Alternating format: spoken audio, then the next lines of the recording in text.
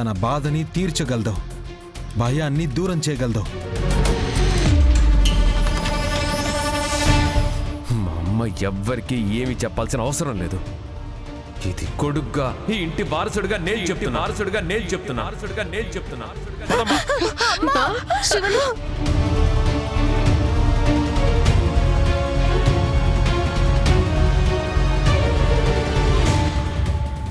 Please అమ్మా, నేను నీకు అవసరం లేదు, భారమై ఉండొచ్చు, కానీ మా నాన్న నా కోసం ఎదురు చూస్తూ ఉండొచ్చు కదా.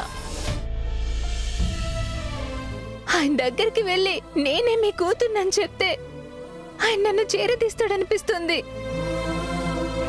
ప్లీజ్ అమ్మా, మా నాన్న ఎవరో చెప్పు. నేను మళ్ళీ నీకెప్పుడు కనిపించను. ప్లీజ్ అమ్మా, చెప్పమ్మా. ఓయమ్మో, ఈ అమ్మేంది నా కళ్ళు పట్టుకుని ఉండది, అయిపోయిండది, అంతా అయిపోయి ఉండది. ఇప్పుడు కౌశికి నా మొగుడు నా పానాలు తీసైనా నిజం చెప్పించాలని చూస్తారు. ఇన్ని రోజులు మిమ్మల్ని ఎవరు ఏమీ అడగలేదు పిన్ని. పాపం శ్రీవల్లి కన్నీళ్లు చూసైనా తనకి తన తండ్రి ఎవరో చెప్పండి పిన్ని. ఏందమ్మి చెప్పేది? మీ బాబాయే దాని తండ్రి అని చెప్తే పోయేది నా కొడుకు స్థానమే. మీ కన్నీళ్లు చూసి నేను కనుకరిస్తే కష్టాలు పడాల్సింది నా కొడుకే కదా.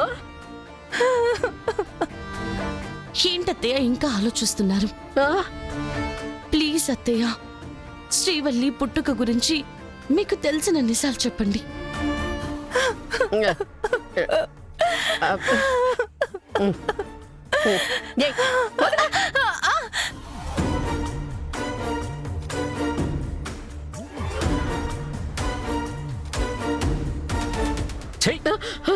నువ్వు అసలు మనిషివేనా?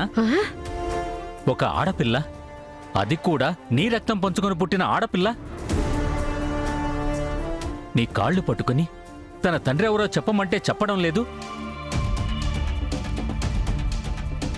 అసలు నీకు మనసు అనేది ఉందా?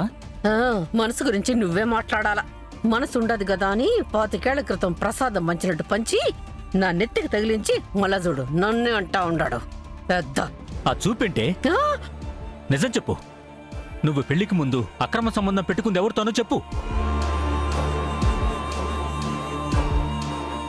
విషయం ఇంత దూరం వచ్చాక ఇంకా దాగుడు మూతలు ఆడ్డంలో అర్థం లేదే. కనీసం తండ్రెవరో తెలిస్తే ఆ బిడ్డైనా సంతోషంగా ఉంటుంది. నాన్న ప్లీజ్, అమ్మ గురించి తప్పుగా మాట్లాడకండి. మీకేం తెలీదు. మరి మాకు తెలిసేలా చెప్పండి యువరాజ్. ఏయ్, నువ్వు డోర్ మూసుకో. అసలు ఈ గొడవంతా నీ వల్లనే మొదలైంది. శ్రీవల్లి తండ్రి ఎవరో ఇప్పుడు నువ్వు అందరి ముందు చెప్పకపోతే నా మీదొట్టే.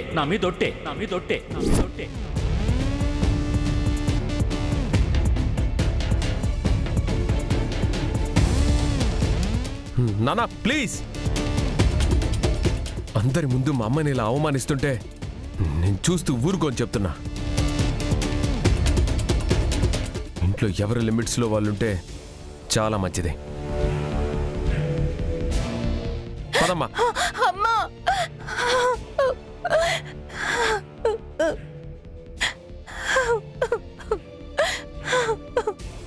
బాధపడకమ్మా.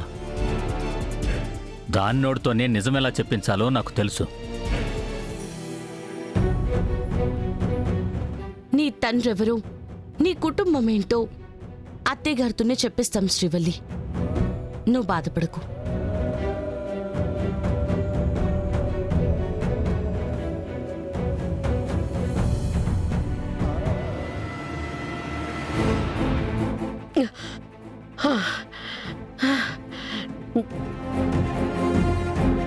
అమ్మేనిషే, కాళ్ళ కింద భూమి కదులుతా ఉన్నట్టుండది.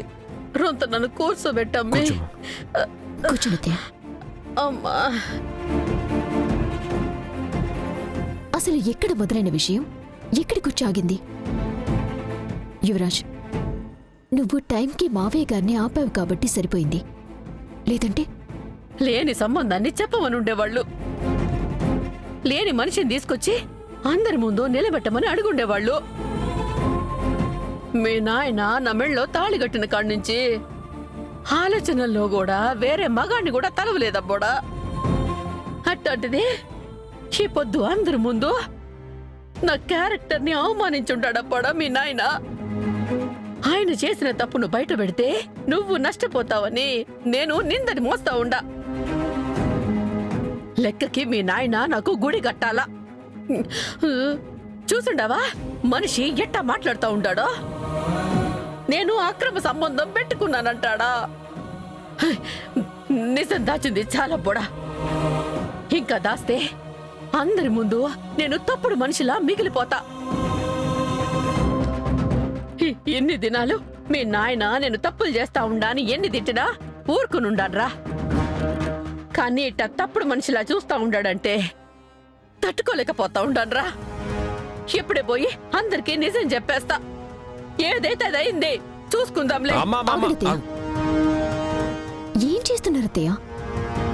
నిజం చెప్తే ఏమవుతుందో మీకు అర్థమవుతుందా? వాళ్ళు నమ్మిన అబద్ధం నిజమని వాళ్ళు అనుకుంటే ఏం జరుగుతుందో నీకు అర్థమవుతా ఉండదమ్మీ.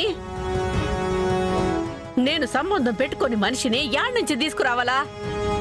పేరు చెప్పమని అడిగారు కానీ మనిషిని తీసుకుని రమ్మని అడగలేదు కదమ్మా. ఏ పొద్దు పేరు అడిగుండారు, రేపు మనిషిని తీసుకుని రమ్మంటారు. నేను చెయ్యని తప్పు నా తలకి చుట్టుకుంటా ఉండదా బోడా. నేను పోయి నిజం చెప్పేస్తా. నువ్వింట్లో ఎవ్వరికి నిజం చెప్పినా నా మీదొట్టే. అప్పుడా ఏందప్పుడా నువ్వు చేస్తా ఉండేది?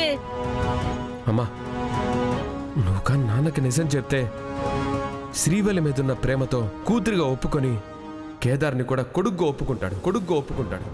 ఆస్తి మన చేయి జారిపోతుంది. వాళ్ళిద్దరూ ఇంటి వారసులు అయిపోతారు. అక్క వాళ్ళని నెత్తిన పెట్టుకొని కంపెనీ వాళ్ళ చేతుల్లో పెడుతుంది.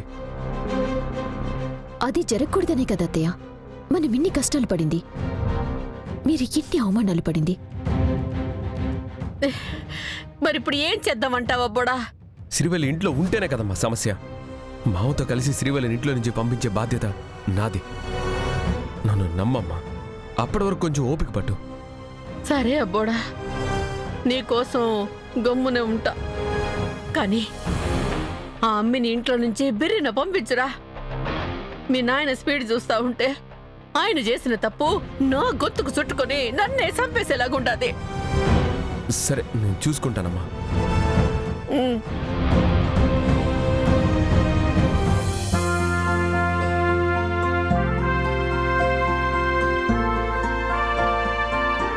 జగదాత్రి, సీరియల్ స్టార్ట్ అవుతుంది, త్వరగా రా. వస్తున్నా వదినా.